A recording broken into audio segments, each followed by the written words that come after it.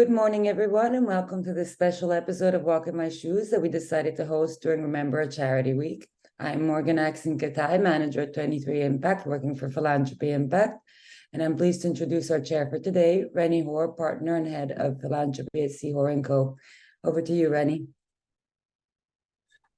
Thank you very much. And yes, a very timely webinar. I think this idea of Remember a Charity Week is a really important one, focusing on how you can really make a difference, not just in lifetime giving.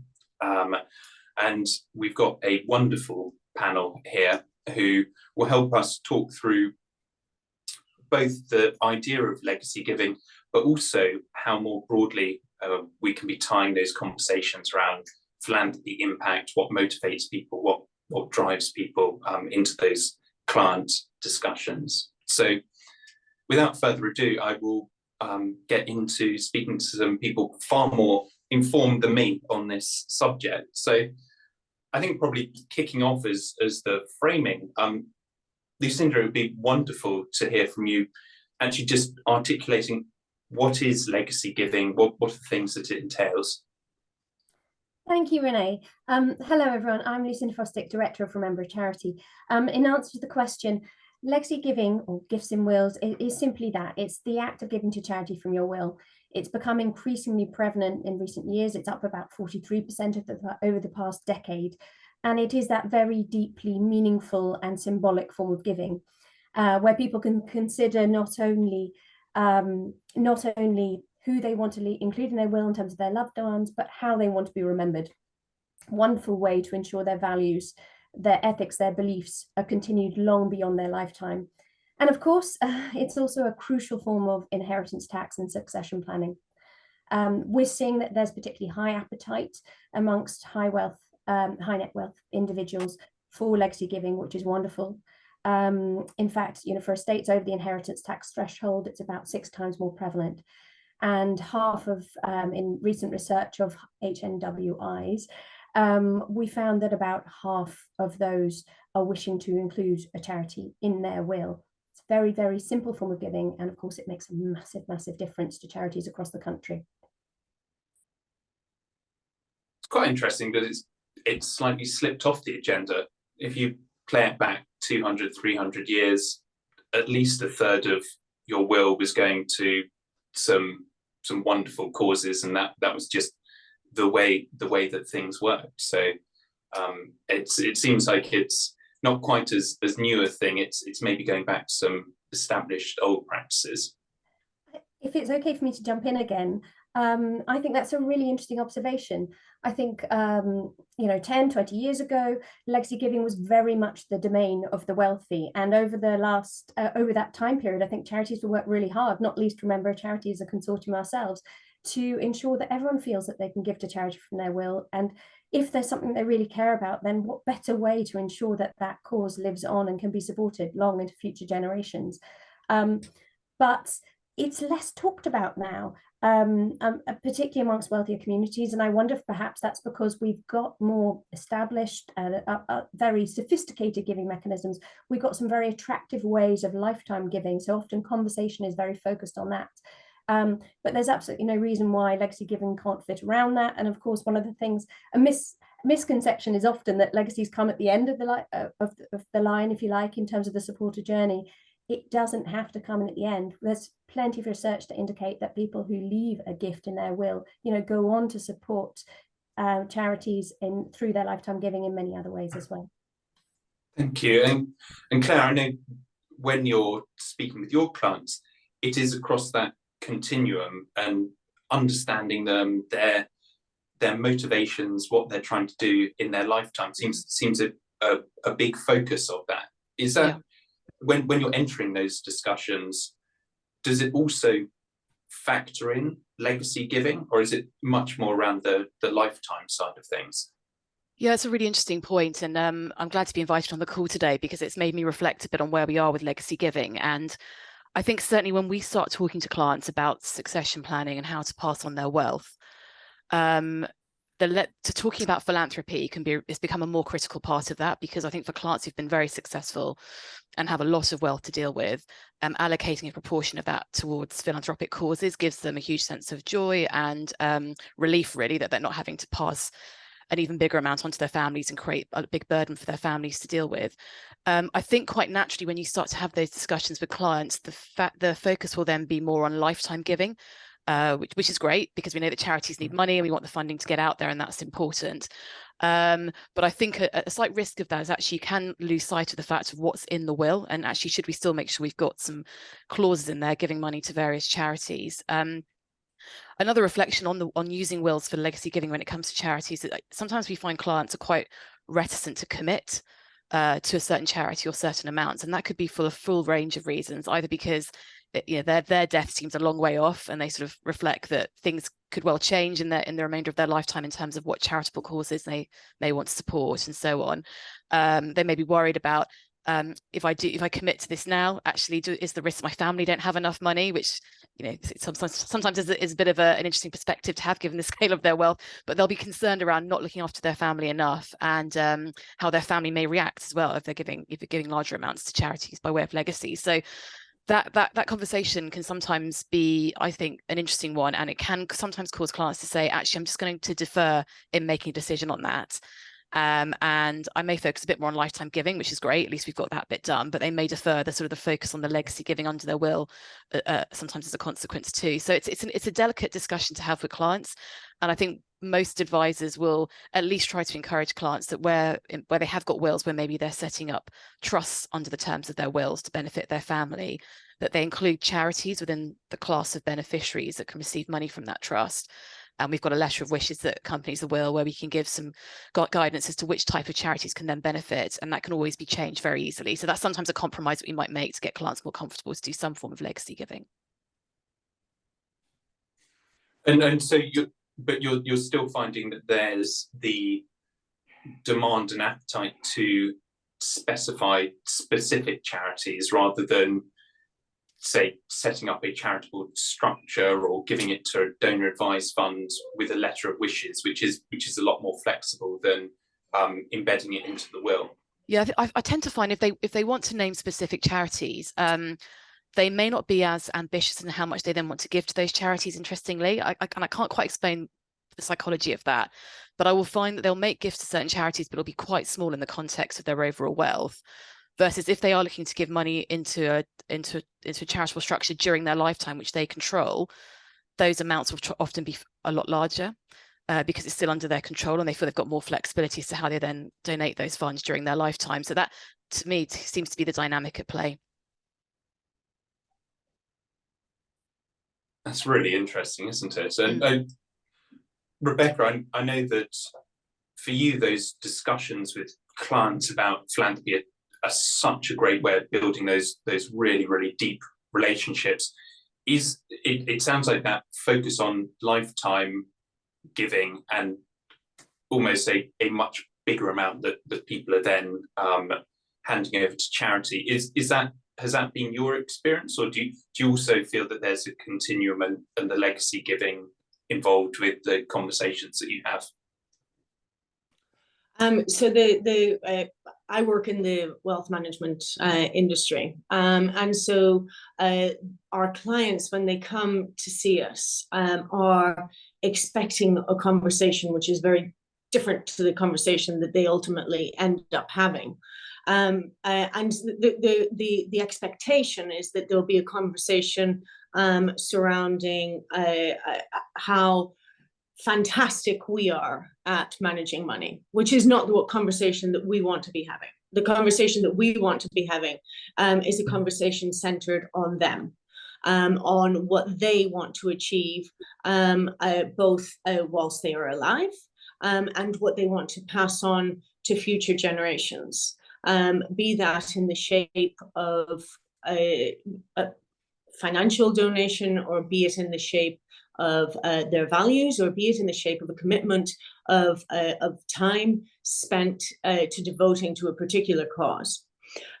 So the conversations that we are having, for me, are a way of giving people permission to stop and to think about what's important to them in life, because they really aren't expecting to come in to a discussion about investments and leave having had a conversation about your goals, your dreams, your aspirations, who you are, what the essence of what you would want to achieve is, and what a life well lived looks like for you. And so for us, the discussions surround both giving during your lifetime and giving is part of your will. And as Lucinda mentioned, I don't think that it's binary. I don't think that it's an either or conversation. In fact, I tend to find that over time, because we've got third and fourth generation clients now, so I tend to find that over time, if people get involved in lifetime giving, then legacy giving increases as well. And I don't find that surprising, because let's not forget that philanthropy has the word love at its core. And to me, love is the opposite of a finite resource. The more you use it, the more you have. So the more you give, the more you have to give. And so if people get into the habit of giving during their lifetime, it's only natural that they will give as well as part of their will. And so I think that idea of it becomes habitual, it becomes almost a muscle that you've trained is really quite exciting. Do you find that it's from the way that you're talking about it, the initial conversation, there must be a bit of a surprise. They think they're coming in for wealth management and suddenly they've got a much deeper discussion coming in. Is that the bit where it's more of a nuanced conversation, and then once they're into the flow of it, it's a lot more comfortable? Because that does seem like quite a big jump from one domain area to another.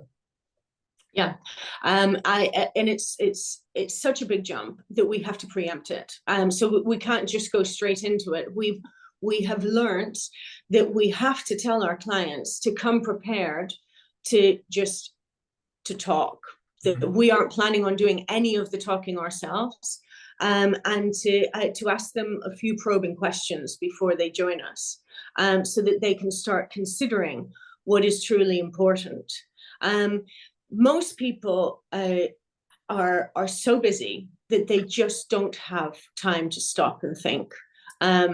There's a very interesting book by author Chris Lewis called Too Fast to Think, and it expounds on this idea that we're on sort of like we're on a treadmill, and we don't have time to consider what is truly important for us.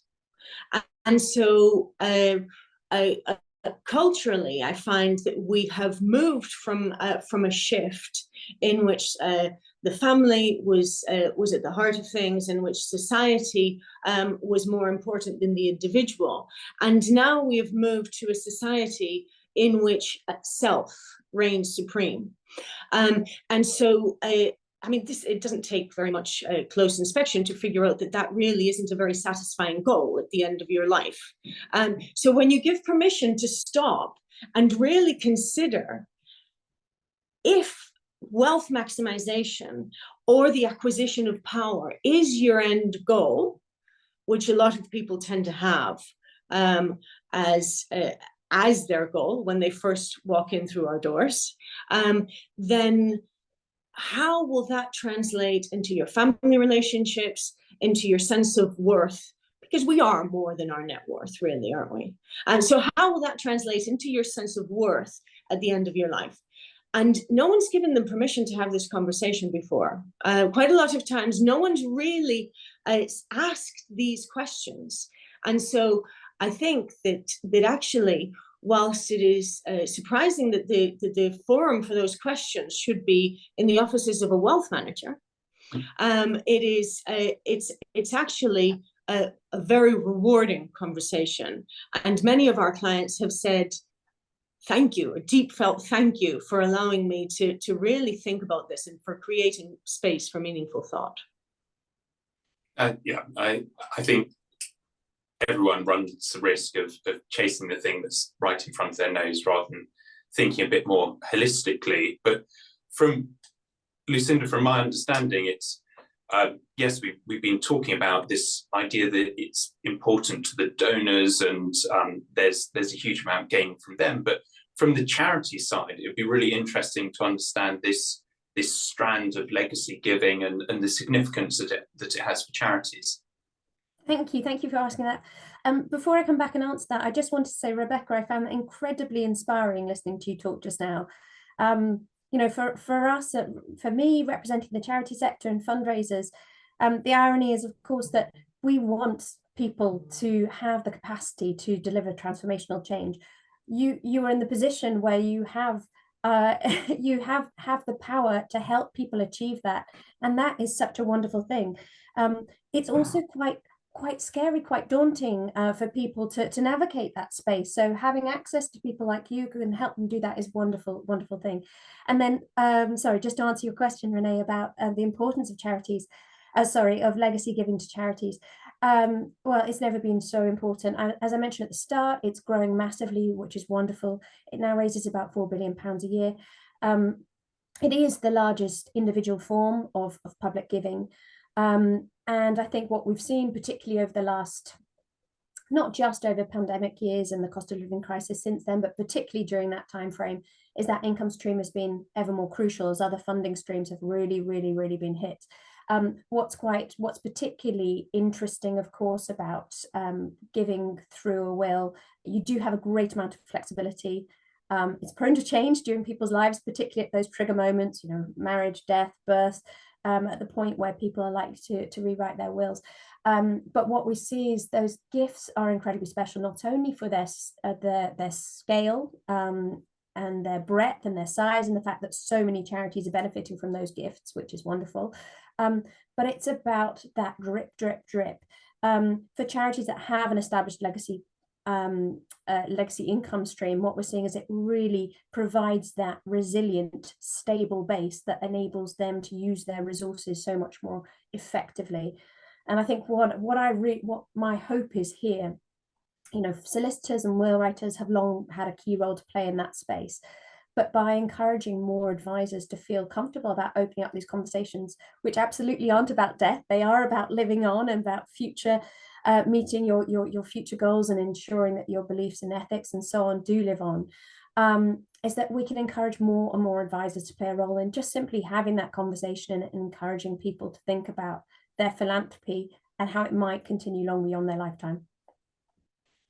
And I think from the way that you've described it, it's a lattice work of different advisors. And Clare, is that your experience when people are talking about philanthropy? Is it a single person trying to be the font of all knowledge, or do you do it where you're drawing in the different resources depending on what the client demand is and what you're trying to achieve?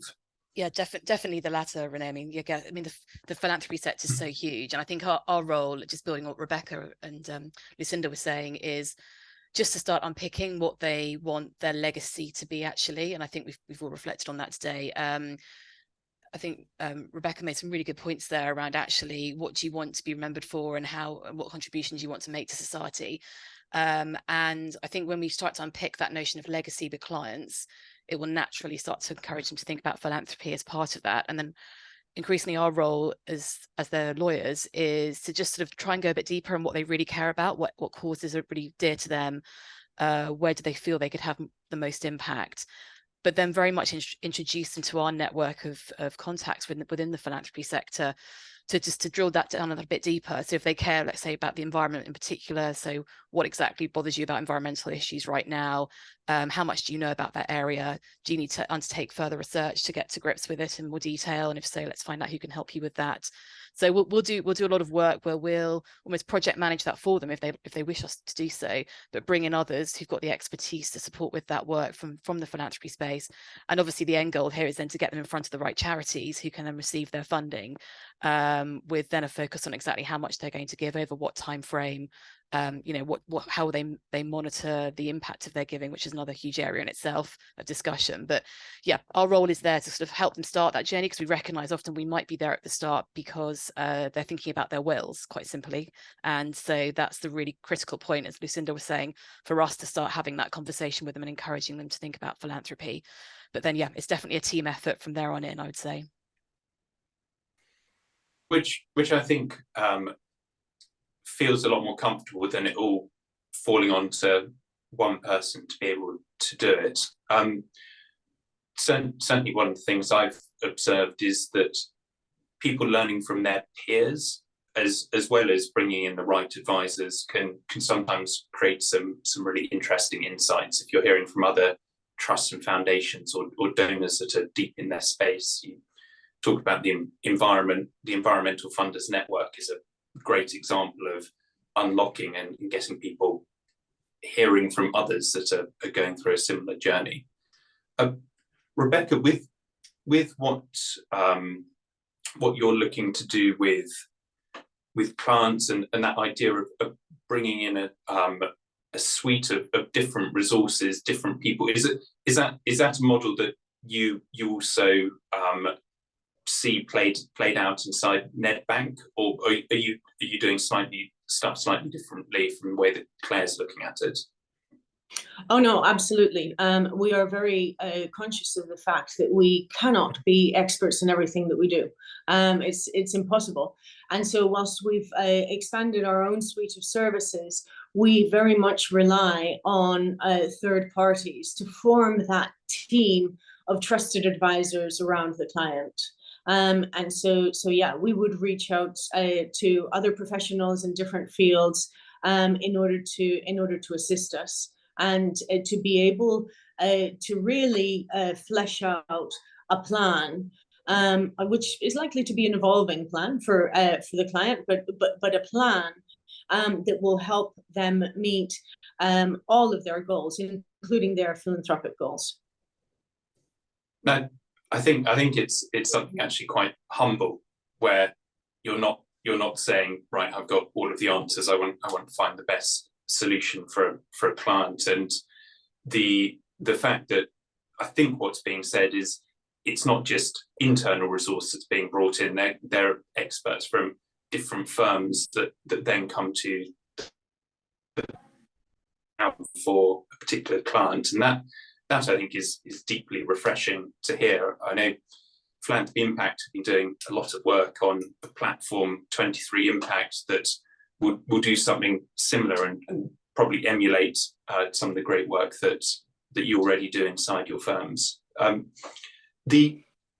Probably is we know we've got John looming in the wings quite soon. I think this idea of legacy is really such a huge thing to discuss with people.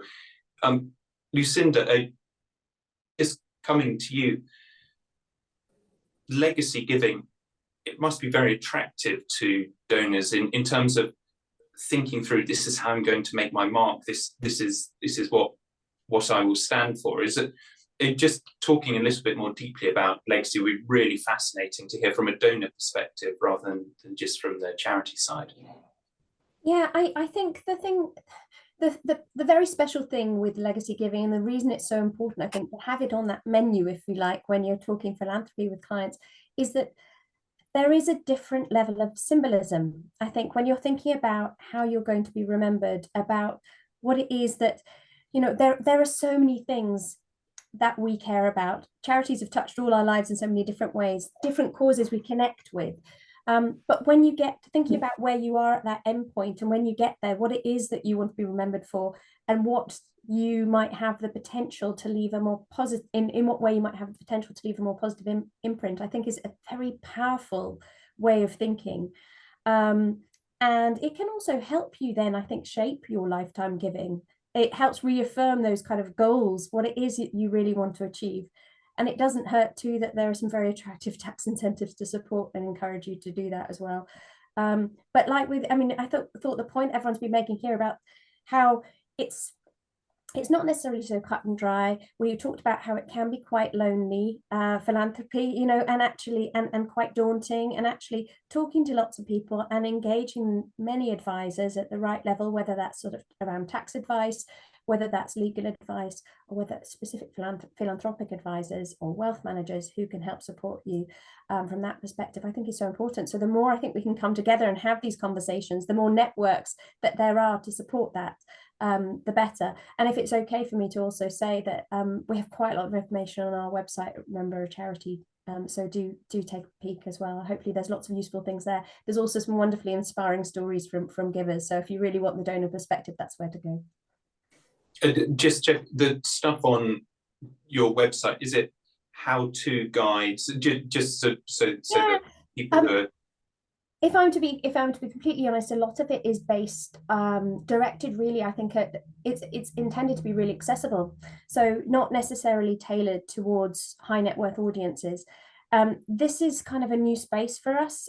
We've worked to make legacy giving more accessible over the last 20 years since the campaign was formed. I think we're now entering a new era where we recognise that actually we have more of a responsibility, more of a need, particularly amongst charities, to support them in engaging high value givers. So what next on their giving journey, and how can we better articulate the legacy asks? So it's not just around messages like every little bit can make a difference. That's not going to be inspiring to somebody who wants to make a transformational difference. But what kind of language do we now need to evolve to support that? So we've got more to do to shape that, and that's the next phase we're going into, and that's the work we'll be doing over the next year or so, trying to evolve and develop to ensure that we can support high value givers in finding legacy giving as the answer, if indeed it is the answer, to help them facilitate their giving long into the future. From what I've heard from Clare and Rebecca, that sounds exactly the right door to be pushing on. Now, as promised, John has emerged on our screen, is going to now ask us the final difficult question. Great. Okay. Thank you. That was brilliant. The website for Remember a Charity is listed in the chat, so the link is there. The whole importance of value-based discussions with advisors is really important. Tying that to lifetime giving, brilliant comments about that. And it's really important to emphasize the advisor's role, professional advisor's role in this whole process. The chat had a couple of things that are of interest. One is that often legacy giving may be unrestricted funds, which is a really neat way of helping to solve issues. And the other is, it was mentioned that community foundations can play a role in supporting this, along with donor advice funds. So those are important things. So final words of wisdom, 30 seconds or so. We'll start with Clare. Okay. Well, I think for me, actually, this call has been a really good reminder of the importance of us as advisors not losing sight of legacy giving, which I know sounds a bit odd as somebody who does advise on philanthropy, but I think our focus has shifted a lot to lifetime giving of late. And Lucinda, thank you. It's a really good reminder that we've just got to keep the client's eye on legacy giving too. So it's great work that you're doing, and it'd be great to work with you on it in the future. Thanks, Clare. Lucinda. Oh, sorry, I wasn't expecting it to be me next. Just to say, I think that not to be afraid of opening up conversation around legacy giving. It's not a conversation of around death. It is very much about future aspirations, and please do include it as part of that kind of wider framing when talking philanthropy with clients. I think it's such a fantastic opportunity to broaden and deepen those relationships. Thank you. Rebecca. I would speak to the advisors on the call, and I would say that that philanthropy is the giving of one of three things: your time, your wealth, or your talent. And you, as advisors, spend a lot of your time and your talent at work. And so you have a choice. You can go to work thinking, I am going to go to work in order to further my prospects in my career. Or you can go to work with a slightly philanthropic hat on yourself. And you can say, how can I use my extremely privileged position of being able to have these conversations with clients in a way that opens up the conversation for them to be able to pause and think about what they truly care about. So you can use your time and your talent to grow those philanthropic conversations, and it can be part of your legacy too. Great, thank you, Rebecca. Renee, last word from you. I think the thing that really struck me is this is a discussion that can be had with clients and makes a massive impact. It's not just an impact for the individual client, but it's also a huge impact for the charities. And that strand of thinking of it isn't necessary to do it alone. And in fact, as an advisor, drawing in a whole suite of curated services leads to the best possible income was really illuminating. And I think the more we can collaborate and work together, the better. Great. Well, thank you very much, everyone. That was brilliant. We're going to do a follow-up, more in-depth, face-to-face event around this whole topic and lifetime giving and the importance of values discussions. It'll be in the new year, early in the new year, so we'll let you know what's going on. So thank you very much, Clare, Lucinda, Rebecca, and Renee.